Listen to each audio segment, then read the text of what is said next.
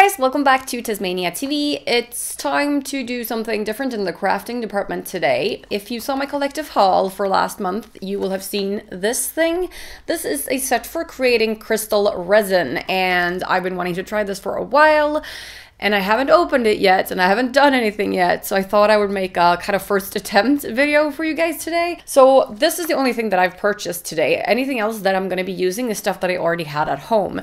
And what I want to try making today is pendants. So this is the main kit, and yeah, let's take a look at what else I'm going to be using. Okay, so I am at the kitchen table, and I have placed a tray to protect the table. I have no idea how this is going to work. I still haven't read up on this at all. I want you guys to be here for the whole process. So the only things I've gotten out so far is the resin kit itself. I have this silicone mold that has 6 different skulls on it, which is what I thought we'd use. And then I have some disposable gloves to protect my hands. And I also have a straw because I heard that if you get bubbles in your resin, you can use a straw to blow it out with hot breath. So yeah, those are all the things that I have so far. So let's start by taking a look inside of the resin pack.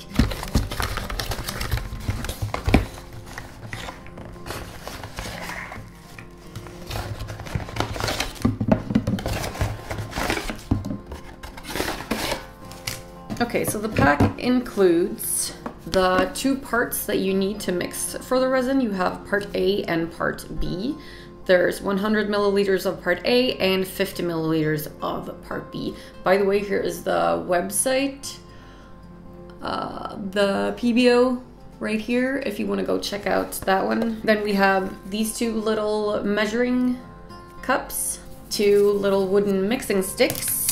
They did include a pair of plastic gloves, but I prefer the ones that I have. And then we have the instructions. So let's take a look at what it says. Okay, you use it for molding decorative objects, bottoms of platters, jewelry, decoration of surfaces, inclusion no thicker than 5 centimeters. In a thin layer, it provides a varnished effect on your creations. It takes 12 hours for a surface coat to dry and 24 hours for a full core to dry. Okay, so the instructions are: in a dry and clean recipient, begin by pouring 1 dose of hardener B, followed by 2 doses of resin A. Okay, so use twice as much of resin A as you do of B, which is why there's more of that. Okay, so I just got one of these little plastic boxes. Okay, let's put the gloves on. Okay, so since this is the first time I'm doing this, how about we only try 10 milliliters? And then we have hardener A, using the second cup, and then double that, so 20 milliliters.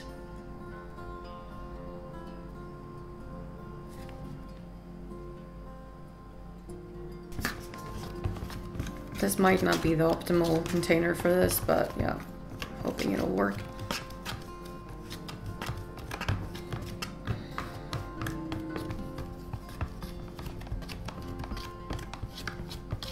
It says transfer the mixture into a second recipient and mix again to ensure homogeneity of the resin and optimum hardening. So I'm gonna go find a second container. Okay, we have a second little plastic bowl. I'm gonna pour this in here and then keep mixing for a little bit longer. I was expecting this to smell very strongly, but it doesn't smell at all. At least not from this distance. And this is self-hardening, so this will harden in 24 hours. Okay, I found my box of loose glitter pigments. I'm gonna just pour like half of this into one of these skulls. Let me just pick which one I want, by the way.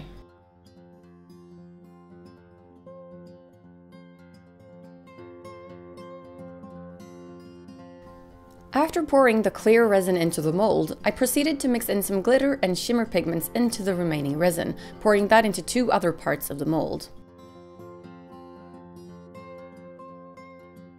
After the resin had rested for about 8 hours, I brought out some jewelry wire, twisted it into a little loop, and carefully popped it into one of the molds to harden for the remaining 16 hours, so that one of the skulls would have a finished loop attached to it straight away. Then I placed a protection box over everything again and let it rest for the remaining time. When 24 hours had passed, it was time to pop the resin skulls out of the silicone mold. Since I'd never done any of this before, I wasn't sure what to expect, but this was a lot easier than I thought. They honestly just popped right out.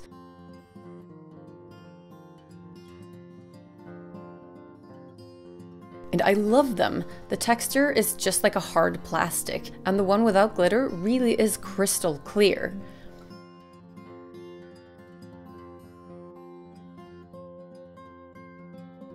I noticed pretty fast that for the glittery ones, the majority of the glitter had fallen to the bottom of the mold, so the fronts of the skulls have the most glitter.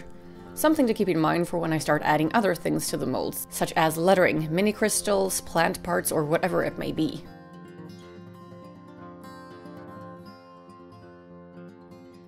The silver glitter skull is the one that got the little jewelry loop, and that loop was not budging at all. It was really on there.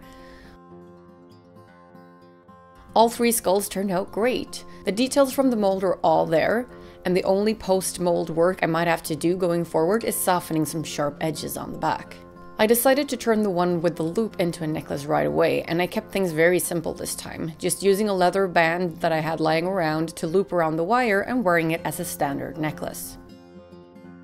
This all was very easy, and I have tons of ideas for fun resin projects going forward. I've already ordered more silicone molds for one. I will say though that crystal resin is pretty expensive, so I'm not sure how extensive my jewelry making will be.